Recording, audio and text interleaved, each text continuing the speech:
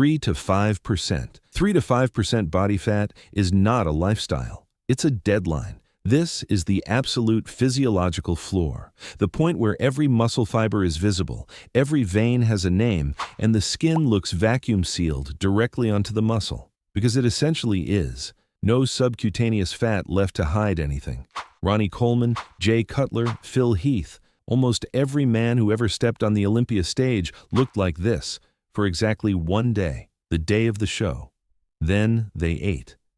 Because the body cannot sustain this. Joints ache, mood collapses, hunger becomes unbearable. The system is running on empty. What you see in the photos took 16 weeks of controlled starvation, PEDs, and peak weak water manipulation to produce.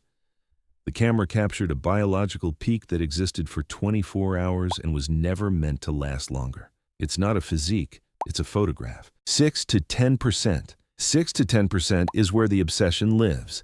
Deep ab separation, visible obliques, veins crawling across the forearms, and sometimes the abs themselves. This is the physique that sells magazine covers, fills Instagram feeds, and convinces an entire generation that this is what in shape is supposed to look like year-round. It isn't. Elite athletes and fitness models can hold this for weeks, maybe months, with crazy discipline. Every meal calculated to the gram, every social situation reconsidered. The body is lean enough to look incredible and hungry enough to remind you of it constantly. And then there's genetics. For some people, staying in this zone requires discipline but stays manageable.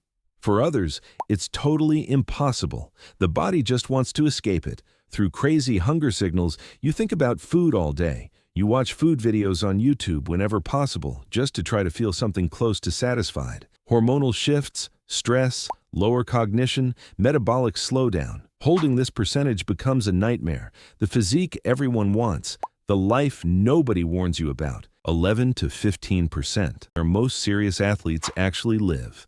Not on stage, not in photos, in real life. Training hard, recovering well, and still looking like they know what they're doing with their body. Ab definition is there. Maybe not in every light, maybe not after every meal, but it's there. The physique looks great and healthy. This is the performance zone. Hormones stable, sleep normal, energy consistent. The body isn't fighting you every single day just to hold the number. You can go to a restaurant without it being a crisis.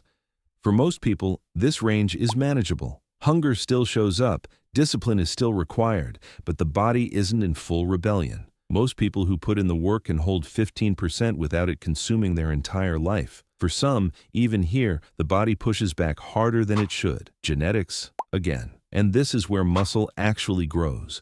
Below 9%, the body is too stressed to build anything. Here, the conditions are right. Enough fuel, enough recovery, enough hormonal balance to make real progress instead of just surviving another day. Lean enough to see the work. Healthy enough to keep doing it. 16 to 20%. This is where most people who actually go to the gym end up living. You train. You watch what you eat, most of the time. You look good with clothes on. Without a shirt, the abs are somewhere in there. On the right day, in the right light, after the right meal. And here's where it gets weird. This is also the most confusing zone to actually live in. The mirror lies constantly at this percentage. Fasted in the morning under cold light, you look like you're pushing 14%. Saturday night after pasta and a couple drinks, you'd swear you gained 10 pounds overnight. Same body, completely different reflection. It messes with your head more than any other range. Most people here feel like they're almost there, like one more cut, one more month of being strict, and they'll finally cross into the physique they actually want. Sometimes that's true, sometimes the body just likes it here and has no intention of leaving quietly. Fit, functional, and constantly one bad weekend away from an identity crisis. 21 to 25%. It's where most adults actually land, not the ones who train, just most people. No visible ab definition. This is where the belly starts to show up for real. Just that soft layer around the midsection that no shirt quite hides the way you want it to.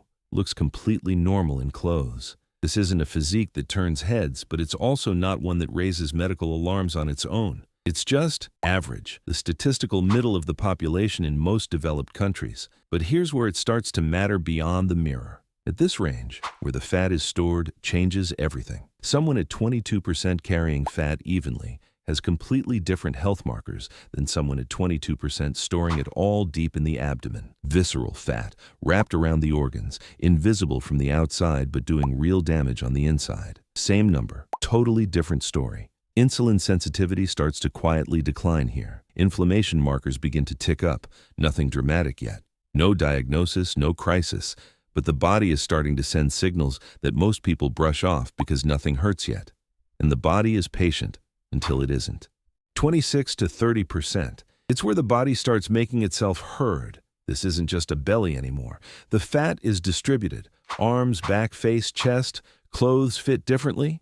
The body has a rounder, softer shape across the board, not just in one spot.